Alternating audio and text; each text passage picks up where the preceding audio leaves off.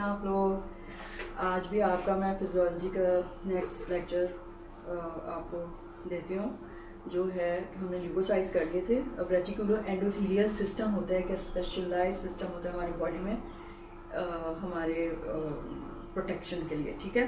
तो वो कैसे काम करते हैं, उसकी कौन कौन से कॉम्पोनेंट्स हैं, वो सब हम आज देख लेते हैं। उससे पहले प्लीज़ आप मुझे कमेंट्स भी लिखिए, सब्सक्राइब कर लीजिए मेरे चैनल को अगर आपको अच्छा लगे, ठीक है। ऑब्जेक्टिव्स देखें क्या है हमारे। At the end of this lecture all first year BDS and MBBS students will be able to number 1 describe the components of reticuloendothelial system and its function. Number 2 list the different tissue macrophages. Number 3 describe inflammation and inflammatory mediators. Number 4 differentiate between first, second, third and fourth line of defense of the body. Number 5 describe the structure and function of eosinophils and the basophils. Describe leukocytosis, leukopenia, leukemia and their effects. ठीक है, तो ये सब आपको आ जाना चाहिए। Neutrophil का हमने स्ट्रक्चर मतलब न्यूट्रोफिल्स हमने कर लिए थे लास्ट लेक्चर में ना, तो बेसोफिल और ईसिनोफिल्स अब हम देख लेंगे। अच्छा, फिर आपका अब होता क्या है कि रेटिकुलर एंडोथेलियल सिस्टम, इसका दूसरा नाम है मोनोसाइट मैक्रोफेज सिस्टम। मोनोसाइट्स जो है ना, they are mobile cells that are capable of wandering through the tissues. However, after entering the tissue, they become macrophages. Another large portion of the monocyte become attached to the tissue and remain attached for months or years until they are called on to perform specific local protective functions. हमने पिछले lecture में भी देखा था कि monocytes जो है ना, मतलब एक ग्रैनुलोसाइट की फॉर्म है। मोनोसाइट सर्कुलेशन में होते हैं, जब वो टिश्यू में जाते हैं तो वो एनलार्ज हो जाते हैं और फिक्स हो जाते हैं, उनको फिर हम कहते हैं टिश्यू मैक्रोफेजेस। और टिश्यू मैक्रोफेजेस की फिर जो लाइफ है ना वो बढ़ जाती है, यानी वो कितनी हो जाती है, फॉर वीक्स एंड मंथ्स होते हैं वहाँ पे। जब कोई भी बैक्टीरिया आएगा तो वो उससे निपट लेते हैं। they have same abilities as mobile macrophages, and on stimulation they can break away from their attachments and once again become mobile macrophages that respond to chemotaxis and all other stimuli of the inflammatory process। मतलब ये कि वो fix तो हो जाते हैं वहाँ पे, लेकिन अगर कोई बैक्टीरिया इन्वेड करे तो वो वहाँ से डिटैच होते हैं अपनी फिक्सेशन से और फिर उसको फैगोसाइटाइज कर सकते हैं इन्फ्लेमेटरी एरिया की तरफ जाके, जो हमने पढ़े थे ना कि कीमोटैक्सिन और ये सारी कीमोटैक्सिस प्रोसेस से। अब कंपोनेंट क्या होते हैं रेटिकुलर एंडोथेलियल सिस्टम के? Total combination of number 1 monocytes, number 2 mobile macrophages, number 3 fixed tissue macrophages and number 4 specialized endothelial cells in the bone marrow, spleen, lymph nodes is called reticuloendothelial system। तो क्या क्या हो गया उसमें? Monocyte हो गए जो सर्कुलेशन में फ्रीली मूव करते हैं, मोबाइल मैक्रोफेजेस हो गए वो भी फ्रीली मूव करते हैं, फिक्स टिश्यू मैक्रोफेज जो मोनोसाइट से ही बने हैं लेकिन फिक्स हो गए। उसके बाद एंडोथेलियल सेल हर जगह होते हैं, बोन मैरो में भी होते हैं स्पेशलाइज्ड एंडोथेलियल सेल्स, स्प्लीन में होते हैं, लिम्फ में होते हैं, थाइमस में होते हैं, टॉन्सिल्स में होते हैं, पायर्स पैचेस में होते हैं जो गट में है। उन सब को मिला के कहते हैं रेटिकुलर एंडोथेलियल सिस्टम, ठीक है। तो यहाँ पे ये वाले सेल्स जो हैं वो प्रोटेक्शन के लिए अल्लाह मियां ने बनाए हैं, ठीक। अब ना ये जो फिक्स हो जाते हैं मैक्रोफेजेस डिफरेंट ऑर्गन्स में जाके, तो उनके डिफरेंट नाम हैं, ठीक है। काम उनका एक ही है लेकिन नाम है, जैसे स्किन एंड सबक्यूटेनियस टिश्यू में जो फिक्स हो गए हैं उनको हम कहते हैं हिस्टोसाइट, आपने एनाटॉमी हिस्टोलॉजी में पढ़े होंगे। जो लिवर में साइनोसाइट्स में फिक्स हो जाते हैं उनको कहते हैं कप्फर सेल्स। लिम्फ नोड्स में है, if the bacteria are not destroyed in the tissues they enter the lymph nodes and flow to the lymph node located intermittently along the course of the lymph node. जैसे आपने देखा होगा कभी गला खराब हो जाएगा आपका, तो इधर लिम्फ नोड्स होते हैं हमारे सबमेंटल सबमेंडिबुलर, तो वो थोड़े एनलार्ज हो जाते हैं, ठीक है। इसलिए कि बैक्टीरिया आते हैं वो ड्रेन होते हैं वहाँ पे टिश्यूज से, अगर वो बच जाते हैं तो उसमें चले जाते हैं, ठीक है। द फॉरेन पार्टिकल्स आते हैं trapped in these nodes in a meshwork of tissue lined by tissue macrophages. तो वो जब लिम्फ नोड में आते हैं तो वहाँ पे पहले से मैक्रोफेजेस हैं, तो वो अगर उधर से बच गए हैं, ब्लड में से बच गए हैं, तो वहाँ पे आके फंस जाएंगे, वहाँ पे टिश्यू मैक्रोफेज जो था उसको फैगोसाइटाइज करेगा, काम तमाम कर देगा यानी उसका। Lymph node, lymph enter through the lymph node capsule by way of afferent lymphatics and then flowing through the nodal medullary sinuses, अंदर साइनसेस हैं उसमें जाते हैं, finally passing out of the hilum. Hilum जो है ना उसके मिडिल में पोर्शन होता है जहाँ से वो निकलता है, यानी कि इफ्रेंट लिम्फेटिक जो अंदर लेके जा रहा है उसको कहते हैं आफ्रेंट, जो बाहर लेके निकल रहा है उसको कहते हैं efferent. That injury empty into the venous blood, large number of macrophages line the lymph sinuses. ठीक है, अब ये यहाँ पे दिखाया हुआ है स्प्लीन का स्ट्रक्चर है फंक्शनल। जैसे देखें यहाँ पे नीचे की तरफ देखें, इफ्रेंट फिर लिम्फेटिक्स यहाँ से निकल रही हैं, बीच में पल्प दिखाया हुआ है, फिर उसमें कैपिलरीज हैं, वीनस साइनसेस हैं ब्लू कलर के, और फिर ब्लू कलर की एक वेन है, एक आर्टरी है। ठीक है, macrophages in the liver sinusoids, they are known as Kupffer cells. Another route by which bacteria gain entry into the blood is through the gastrointestinal tract. कुछ कालिया बीलिया उसमें बैक्टीरिया था, वायरस था, whatever. So before this blood enters the general circulation, it passes through the sinusoids of the liver lined by Kupffer cells, which filter any invading particle from the portal blood to prevent its entry into the systemic circulation. तो देखें अंदर मैंने क्या जबरदस्त निज़ाम बनाया कि जो भी चीज़ हम खा रहे हैं, जो हमारे गट से गैस्ट्रोइंटेस्टिनल ट्रैक्ट से एब्जॉर्ब होके सिस्टमिक सर्कुलेशन में जा रहे हैं, तो वो डायरेक्ट नहीं जाती है सिस्टमिक सर्कुलेशन, पोर्टल वेन के जरिए वो पहले लिवर में जाती है। लिवर में क्योंकि कप्फर सेल्स हैं, तो अगर कोई ऐसा पैथोजन है तो वो वहाँ पे उससे उसका काम तमाम कर देते हैं, और फिर जो है वो सिस्टमिक सर्कुलेशन में जाता है। देखिए हमारे सर्वाइवल का कितना इंतजाम किया अल्लाह ने। अश अश करें आप जैसे मैं करती। ठीक है, ये देखें आप, हिपैटोसाइट्स हैं, यानी कि जो लिवर के सेल्स हैं उनको हम हिपैटोसाइट्स कहते हैं, और बीच में जो इनके ये जाल सा बना हुआ है ना, ये कप्फर सेल्स हैं, यानी कि fixed tissue macrophages of the liver, they are known as Kupffer cells. अच्छा, macrophages in the spleen and the bone marrow, जाहिर बात है कि उसमें भी होते हैं। If an invading agent succeeds in entering the general circulation, there are other lines of defence by the tissue macrophage system, especially by macrophages of the spleen and the bone marrow. In both these tissues, macrophages become entrapped by the reticular meshwork of the two organs, and when foreign particles come in contact with these macrophages, they are phagocytized. ठीक है, तो हर जगह अल्लाह मियां ने आपकी protection का इंतजाम किया। अब inflammation, role of neutrophils and macrophages. अब इन्फ्लेमेशन में क्या इनका रोल है? When tissue injury occurs, whether by bacteria, trauma, chemicals, heat, or any other phenomena, multiple substances are released by the injured tissue and cause dramatic secondary changes in the surrounding tissue. जैसा कि मैंने आपको बताया था ना कि वो फिर जो बैक्टीरिया आया या पैथोजन आया उसने डैमेज किया टिश्यू को, तो उस डैमेज की वजह से या बैक्टीरियल टॉक्सिन वगैरह की वजह से जो डैमेज हुआ है उसकी वजह से जो टिश्यू में से केमिकल्स निकलेंगे उनको हम इन्फ्लेमेटरी मीडिएटर्स कहते हैं, और उन्हीं की वजह से इन्फ्लेमेशन का प्रोसेस हो रहा होता है। The entire complex of these changes is called inflammation. Entire complex या जो अभी मैंने पिछले लेक्चर में बताया था आपको कि उसकी वजह से जो इन्फ्लेमेटरी मीडिएटर निकल रहे हैं डैमेज टिश्यू में से, तो ब्लड वेसल डायलेट हो जाएंगी।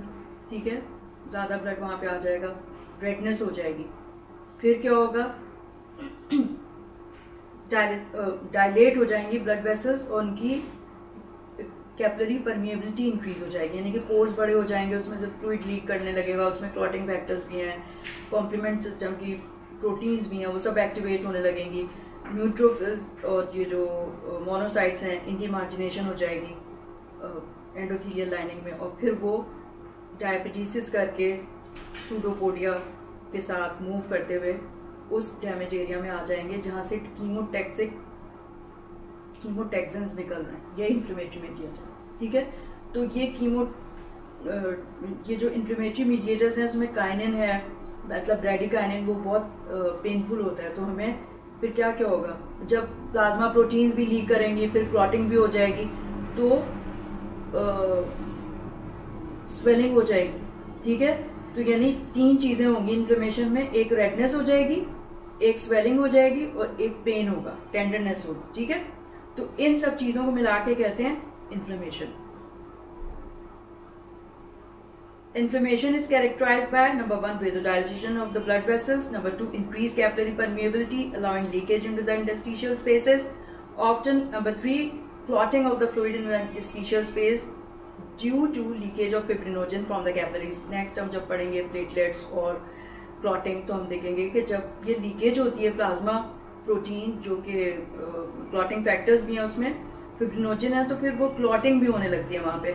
Margination migration of the large amount of granulocytes and monocytes into the tissue, and number 5 swelling of the tissue. जो प्लाज्मा वहां से प्लाज्मा लीक हो गया है इंटरस्टिशियल स्पेसेस में, तो वो स्वेलिंग कर देगा, एडीमा कर देगा, ठीक है।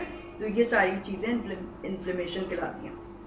ये वही वाली डायग्राम है जो मैंने आपको दिखाई थी, वही प्रोसेस है। वेज़ोडाइलेशन हुई है, कैपिलरी पोर्स इंक्रीज हो गए हैं, लेफ्ट साइड पे आप देखिए, और जो है मार्जिनेशन हुई है ल्यूकोसाइट्स की, फिर डायबिटीज हो रही है, और ये बाहर सूडोपोडिया मूवमेंट के जरिए बाहर निकल के कीमोटैक्सिक सोर्स जहाँ पे कोई बैक्टीरिया या पैथोजन आया है और टॉक्सिन अपने निकाल के डैमेज कर रहा है टिश्यू को, और ये कीमोटैक्टिक सब्सटेंसेस कहलाते हैं, और उसकी वजह से सारे ल्यूकोसाइट जो है अट्रैक्ट हो रहे हैं और वहाँ पे आके वो फैगोसाइटाइज करेंगे ताकि, और फिर जो ये प्रोटीन्स लीक हुई हैं, क्लॉटिंग फैक्टर्स लीक हुए हैं, उसकी वजह से क्लॉट होने लगता है।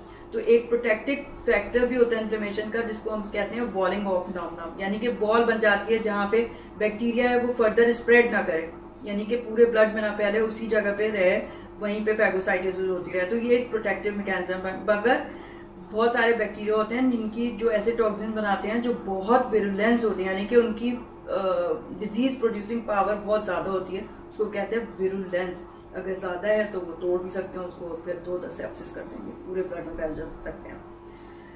ठीक है, ये वही डायग्राम जो मैंने लास्ट आपको दिखाई थी लास्ट लेक्चर में, तो उसको दोबारा रिपीट करने की तो जरूरत नहीं है। इन्फ्लेमेटरी मीडिएटर्स देखें अब क्या होते हैं। इन्फ्लेमेटरी मीडिएटर्स हिस्टामीन है, ब्रैडिकाइनिन है, सेरोटोनिन है, प्रोस्टाग्लैंडिन्स हैं, several reactions product of complement system. ये सब जो है ना, हिस्टामीन, ब्रैडिकाइनिन, सेरोटोनिन, ये परमिएबिलिटी भी इंक्रीज कर रही है, वेसोकंस्ट्रिक्शन भी कर रही है, पेन भी कर रही हैं, ठीक है। Number 6, reaction products of clotting systems. 7, multiple substances called lymphokines released by sensitized T lymphocytes, part of immune system. जब हम immunity पढ़ेंगे तो तफसील से इसको हमें पढ़ना है।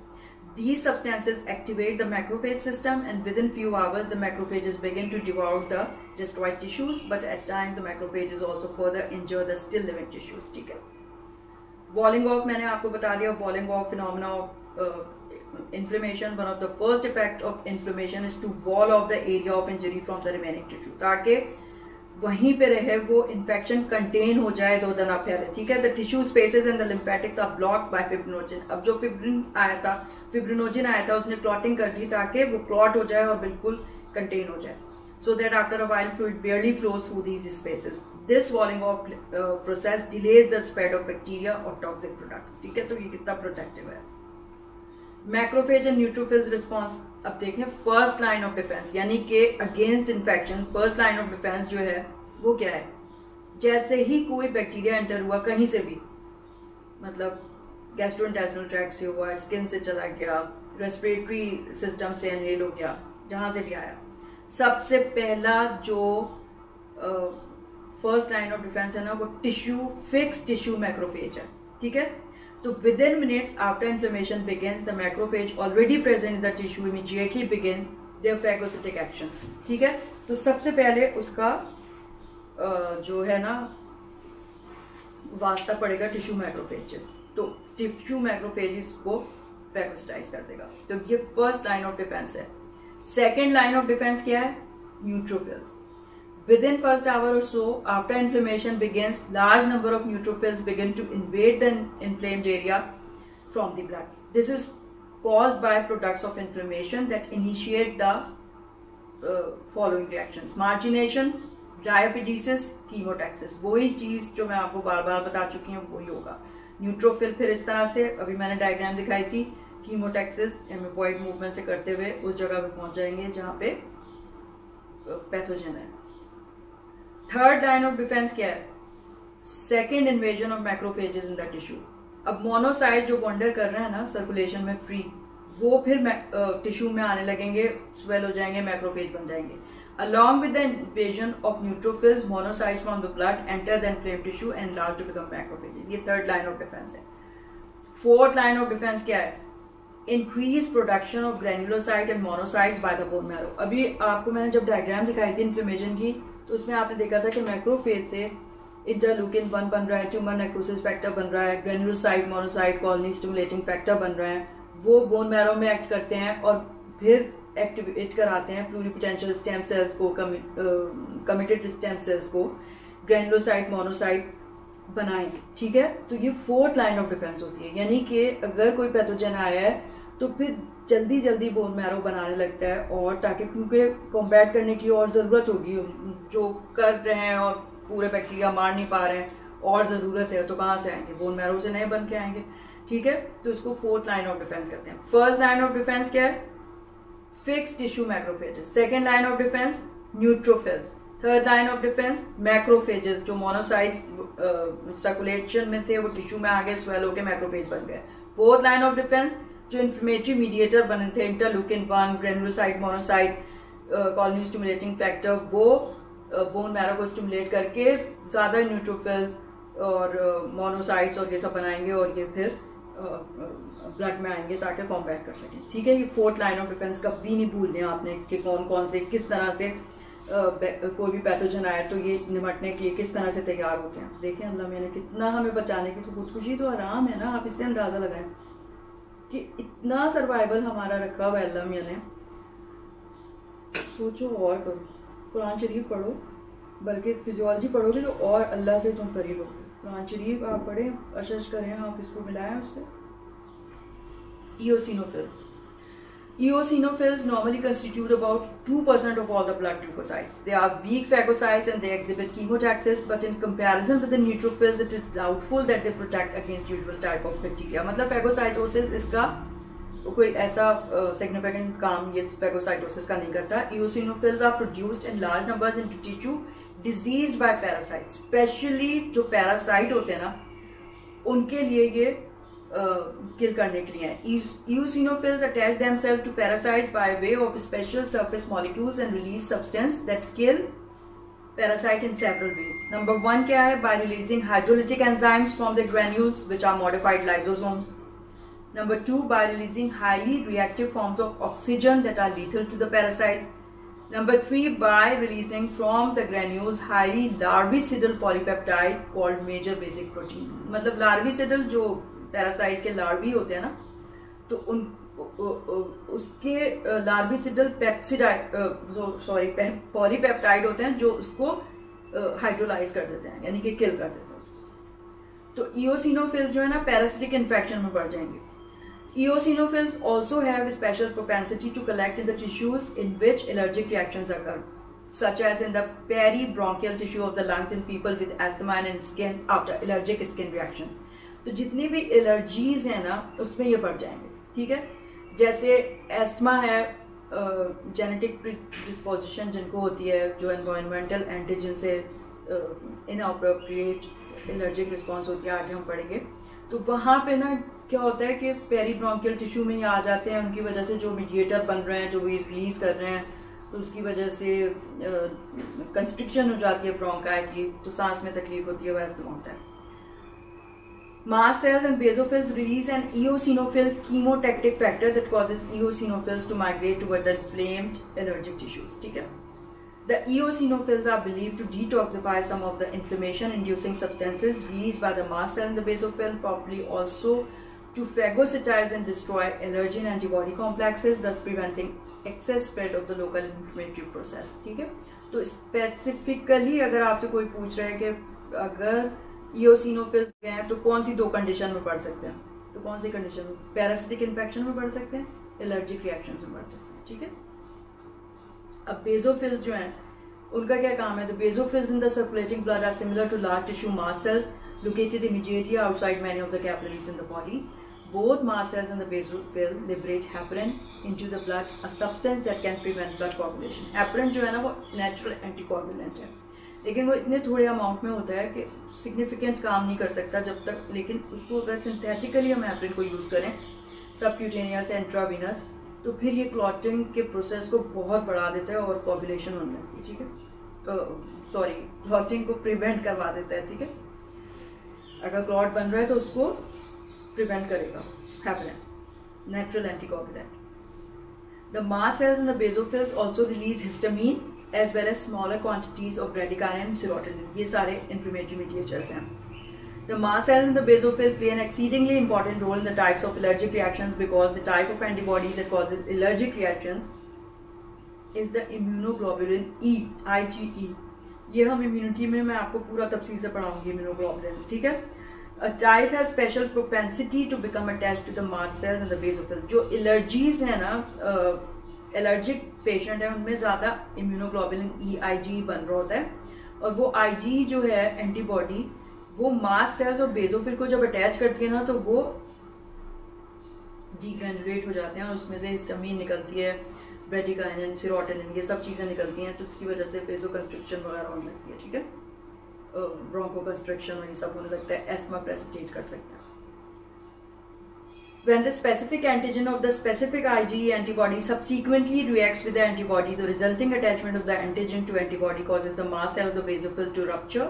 Large quantities अब जो मैंने बताया रिलीज करती हैं histamine, bradykinin, serotonin, heparin, slow reacting substances of anaphylaxis. These mediators cause vasovascular, local vascular tissue reactions that cause many if not most of the allergic manifestations. अब ल्यूकोसाइटोसिस क्या है देखें, हमें जब तक ये नहीं पता होगा कि नॉर्मल नंबर ऑफ ल्यूकोसाइट्स कितना होता है ब्लड में, तो हम कभी ल्यूकोसाइटोसिस, ल्यूकोपीनिया नहीं बता सकेंगे. ल्यूकोसाइटोसिस का मतलब है increase in number of leukocyte, लेकिन कितने इंक्रीज इन नंबर. अब हमें पता है 4000 to 11000 is the normal leukocyte count, तो 11000 से ज़्यादा अगर है तो वो ल्यूकोसाइटिस कहलाएगा. 4000 से कम है पर क्यूबिक मिलीमीटर ऑफ ब्लड तो वो कहलाएगा leukopenia. More than the upper range of leukocytes is called leukocytosis, less than lower range of leukocytes called leukopenia. समझ आ गया. पीनिया का मतलब होता है कम. ल्यूकीमिया क्या होता है? Uncontrolled production of leukocytes from the stem cells of bone marrow is called leukaemia. यानी कि इतनी अनकंट्रोल्ड प्रोडक्शन वहां से होने लगी है, तो कहां से होने लगी? स्टेम सेल्स जो थे ना, प्लूरिपोटेंशियल स्टेम सेल्स जो कमिटेड थे ल्यूकोसाइट लीनिएज बनाने के लिए, वो ही ओवर प्रोडक्शन करने लगे, अनकंट्रोल्ड हो गई उनकी प्रोडक्शन, इतने ज़्यादा वो ल्यूकोसाइट बनाने लगेंगे और इनफेक्टिव ल्यूकोसाइट होंगे, कॉम्बैट नहीं कर सकेंगे वो इन्फेक्शन को. ये नहीं कि आप समझेंगे वो ज़्यादा बन रहा है तो इन्फेक्शन ज़्यादा अच्छी तरह डील करेंगे, वो बिल्कुल इनफेक्टिव सेल्स होते हैं. और दूसरे वो इतने ज़्यादा बनने लगते हैं ब्लड में कि फिर इरिथ्रोसाइट और प्लेटलेट्स को बनने की जगह ही नहीं मिलती उसमें, वो सब हाइपरप्लेजिया उसी का हो जाता है ल्यूकोसाइट्स का. तो फिर जो है वो रेड ब्लड सेल भी कम होने लगते हैं, प्लेटलेट भी कम होने लगते हैं, ठीक है. तो इफेक्ट्स क्या होंगे ल्यूकीमिया के? Bone pen and fractures. Bone pen and fractures क्यों होगा? इसलिए कि जो एडल्ट्स हैं ना, हमने पहले चैप्टर में जब दूसरे तीसरे चैप्टर में हमने पढ़ा था आरबीसी की डेवलपमेंट कहाँ पे हो रही होती है. ये सारे जो डेवलप हो रहे होते हैं एम्ब्रियोनिक लाइफ में कहाँ हो रही थी, फिर बाद में कहाँ हो रही थी, पोस्ट नेटल में कहाँ हो रही थी. इसी तरह ल्यूकोसाइट्स ये सब बन रहे हैं हमारे बोन मैरो में. एडल्ट्स में जो है ना फ्लैट बोन्स जो है हमारी मेम्ब्रेनियस बोन जो है वहां बन रहा है हमारा ना ये सारा. तो जैसे स्टर्नम हो गई, रिब्स हो गए, इलियक क्रेस्ट हो गए, तो वहाँ बहुत, क्योंकि हाइपर प्लास्टिक हो जाता है बोन मैरो, बहुत ज़्यादा बन रहे हैं, एक्टिव है, बहुत पेन होता है, बोन पेन होता है. थोड़ा सा भी अगर आप ल्यूकीमिक पेशेंट को आप इस तरह से ज़रा सा दबाए ना, चीरा मारेगा वो, तो उसको बहुत बोन पेन, पैथोलॉजिकल फ्रैक्चर्स होने का खतरा है. रिकरेंट इन्फेक्शंस क्यों होंगे? हैं तो ज़्यादा वो ल्यूकोसाइट्स बन रहे हैं, लेकिन वो इनफेक्टिव हैं. उसकी कैरेक्टरिस्टिक वो नहीं है जो नॉर्मल ल्यूकोसाइट की होती है कि कॉम्बैट करे इन्फेक्शन को, तो नहीं कर पाएगा तो बार बार इन्फेक्शन होंगे, थोड़े थोड़े इन्फेक्शन में बहुत बहुत तबीयत खराब होगी. Number 3, enlargement of liver, spleen, lymph nodes plus medullary tissue. क्यों? इसलिए कि ये सब जगह में भी तो लिम्फोइड टिश्यू है, स्पेशलाइज्ड एंडोथेलियल सेल जहाँ पे ये बन रहे हैं, तो लिवर भी बड़ा हो जाएगा, स्प्लीन भी बड़ा हो जाएगा, लिम्फ नोड्स भी बड़े हो सकते हैं, तो एग्जामिनेशन में मिल सकते हैं. सीवियर एनीमिया हो जाएगा. क्यों होगा सीवियर एनीमिया? इसलिए कि हाइपरप्लेजिया ल्यूकोसाइटोसिस का इतना ज़्यादा हो गया है कि रेड ब्लड सेल को जगह ही नहीं मिल रही बोन मैरो में बनने के लिए, सप्रेस हो जाएंगे वो, इसलिए एनीमिया होगा. ब्लीडिंग टेंडेंसी क्यों होगी? अभी हमने पढ़ा नहीं है. थ्रोम्बोसाइट्स या प्लेटलेट, उनका काम होता है क्लॉटिंग करना, ठीक है, अगर इंजरी हो जाए तो क्लॉटिंग करना. तो अब प्लेटलेट को भी जगह नहीं मिल रही बनने की, क्योंकि सारे वो रिप्लेस हो गए हैं अनकंट्रोल्ड प्रोडक्शन ऑफ ल्यूकोसाइट्स की वजह से, तो वो भी नहीं बनेंगे, प्लेटलेट कम हो जाएंगे, तो ब्लीडिंग होने लगेगी पेशेंट को.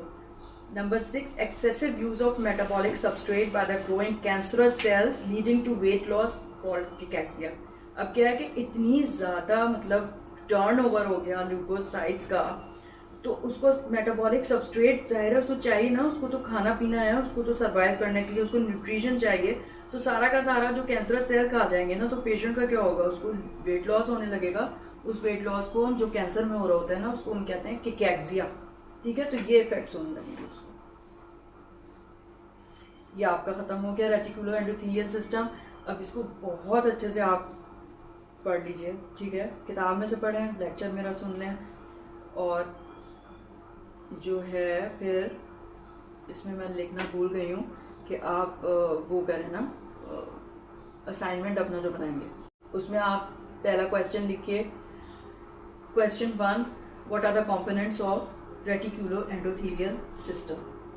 ठीक है, फिर दूसरा क्वेश्चन आप करिए, what is the first, second, third and fourth line of defence against infection. अलग अलग करके छोटा छोटा लिख लीजिए। ठीक है, और फिर थर्ड लिखिए, what are the inflammatory mediators. तो ये कर लें आप, इंशाल्लाह बहुत अच्छे से आपको आ जाएगा। और आखिर में जब इम्तिहान के लिए आप पढ़ेंगे तो उस वक्त आपको किताब खोलने की ज़रूरत नहीं पड़ेगी। अब भी लेकिन बहुत अच्छी से तरीके से आपको पढ़ने की ज़रूरत है।